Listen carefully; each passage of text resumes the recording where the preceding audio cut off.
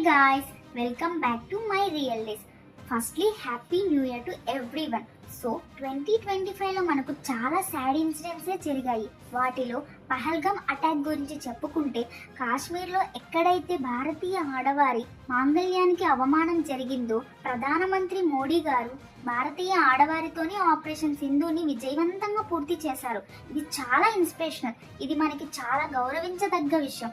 Next, Ahmedabad air India flight takeoff తీసుకున్న కొంత సమయానికి టెక్నికల్ ఇష్యూస్ వలన ఒక మెడికల్ కాలేజ్ హాస్టల్కి క్రాష్ అయ్యి చాలా మంది ప్రాణాలు కోల్పోయారు.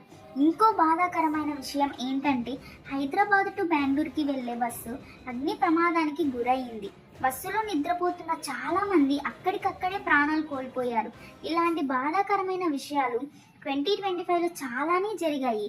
ఇలాంటి 2026లో జరగకూడదని, అందరికీ అంతా మంచి జరగాలని కోరుకుంటూ happy new year to everyone.